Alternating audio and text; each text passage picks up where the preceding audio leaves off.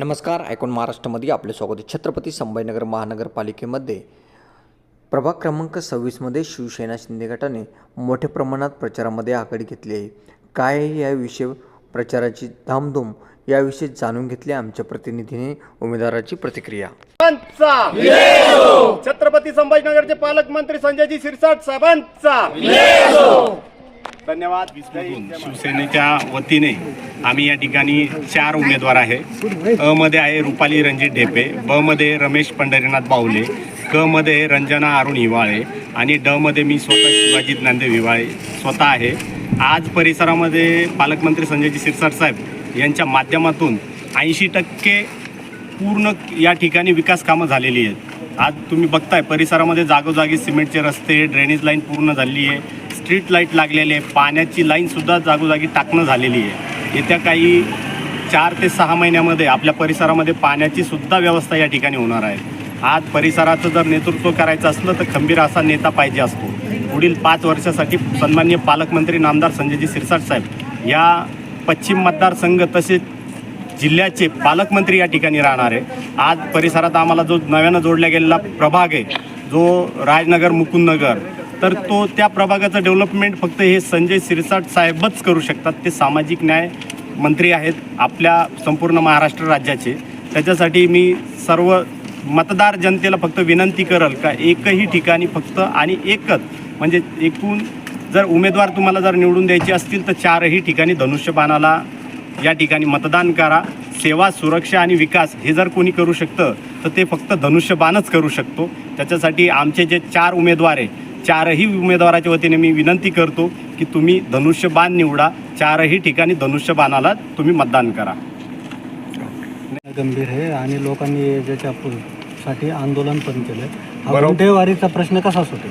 आज परिसरामध्ये तुम्ही पाहिला तर गुंठेवारीचा प्रश्न आमच्याच काही सदस्यांनी लावून धरलेला आहे.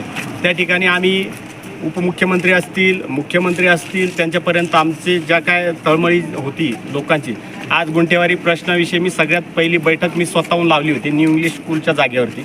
त्या ठिकाणी परिसरातील जे गुंठेवारीला त्रस्त झालेली लोक होते ते गुंठेवारी आम्ही या ठिकाणी मुक्त करण्यासाठी आम्ही मागचे मुख्यमंत्री आत्ताचे उपमुख्यमंत्री नामदार एकनाथरावजी शिंदे साहेब यांना आम्ही विनंती केली होती की शिंदे साहेबांनी पण त्या ठिकाणी गुंठेवारीमध्ये लक्ष घालून, पालकमंत्री संजय शिरसाट साहेब यांनी त्या ठिकाणी लक्ष घालून आज गुंठेवारीमध्ये मोठ्या प्रमाणात आपल्याला सवलत दिली आहे.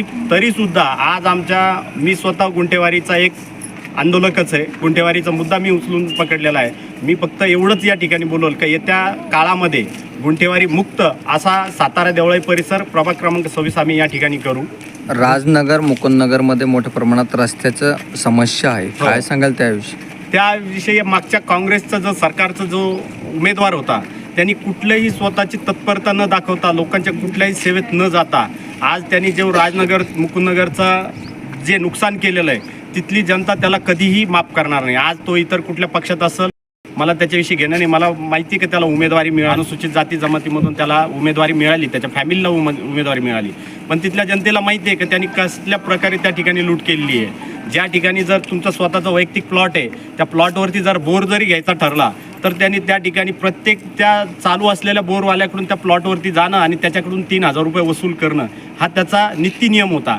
प्लॉटचा एखादा व्यवहार जरी झाला तर दोन्ही पार्ट्याकडनं 5-5 हजार रुपये कमिशन त्यांनी या ठिकाणी खाल्लेलं आहे. त्याला वैतागून एक भाजपच्या एका माजी इच्छुक उमेदवारांनी सुद्धा त्या ठिकाणी आत्महत्या केली आहे. ही बातमी खूप जुनी आहे, ती पण प्रेस नोटच्या माध्यमातून तुमच्यापर्यंत येईलच नक्कीच. आणि त्यांनी जो केलेला काळा बाजार आहे, साधं त्यांनी रहिवासी प्रमाणपत्र काढायचं असलं तर आज नगरसेवकाची सही ती फ्री ऑफ कास्ट दिल्या जाते, पण त्यांनी ते एक रहिवासी प्रमाणपत्र त्या नागरिकाला देण्यासाठी त्यांनी 500 रुपये त्या ठिकाणी घेतलेले आहेत. ही जनता कधी त्याला विसरणार नाही. नक्कीच त्या ठिकाणी योग्य तो निर्णय घेऊन ते धनुष्यबाणाला मतदान करते. काय आव्हान करसान तुम्ही त्यांना? मी समस्त राजनगर मुकुंदनगर वासियांना मी एकच सांगतो, आपल्या परिसराचा विकास फक्त आपल्या जिल्ह्याचे पालकमंत्री नामदार संजयजी शिरसाट साहेबच करू शकतात, इतर कोणीही करू शकत नाही. त्या परिसरात आत्ताचे जे आमदार आहेत त्यांना सुद्धा DPDC जिल्हा नियोजन समितीच्या माध्यमातून नामदार पालकमंत्री साहेबांनी संजयजी शिरसाट साहेबांनी 48 कोटी रुपयाचा निधी त्या ठिकाणी देण्यात आला आहे. तो निधी पालकमंत्री संजय शिरसाट साहेबाचा असल्या कारणाने ते रस्ते त्यांनी थांबून ठेवलेले आहे. किंवा या ठिकाणी जर पालकमंत्र्यांनी एखादी चक्कर मारली त्या बोर्डवरती अजूनही बघा तुम्ही, त्यांनी जाणून बुजून त्या ठिकाणी पालकमंत्र्याची नावं त्या ठिकाणी टाकलं नाही. त्यांनी फक्त समाज कल्याण असं त्या ठिकाणी नावाचा उल्लेख केलेला आहे की तो निधी जो आलेला आहे तर संजयजी शिरसाट साहेब यांच्या माध्यमातून त्या ठिकाणी 48 कोटी रुपये राजनगर मुकुंदनगरच्या विकासासाठी त्या ठिकाणी देण्यात आलं आहे. उर्वरित ही राजनगर मुकुंदनगरचा जो विकास होईल ते फक्त आणि फक्त संजयजी शिरसाट साहेबच करू शकतात. एवढंच मी त्या ठिकाणच्या नागरिकांना विनंती करतो. कुणाच्याही आमिषाला बळी पडू नका. आज प्रत्येक ठिकाणी आर्थिक व्यवहार हा खूप मोठ्या प्रमाणात चालू आहे, पण तुमचा जो आर्थिक व्यवहार आहे हा जास्त कार्यकाळ टिकणारा नाही आहे.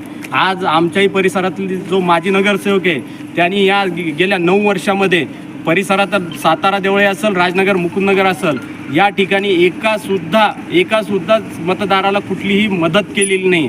किंवा कुठले रस्ते असतील, ड्रेनेज लाईन असेल, पाण्याची लाईन असेल, यांनी या ठिकाणी फक्त स्वतःच्या स्वार्थासाठी जर कुठं ड्रेनेज लाईनची व्यवस्था दिली असेल तर त्या ठिकाणी प्रत्येक घरोघरी त्यांनी जाऊन 5-5 हजार रुपये जमा केलेले आणि मग ती सुविधा त्यांना देण्यात आली.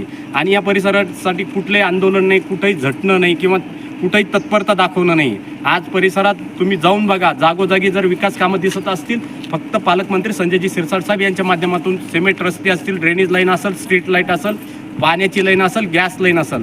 आज BPCL कंपनीचं या ठिकाणी गॅस लाईनचं एवढं मोठं जे काम चालू आहे ते फक्त आणि फक्त शिरसाट साहेबाच्या माध्यमातून चालू आहे या ठिकाणी. एवढंच या ठिकाणी बोलतो. धन्यवाद.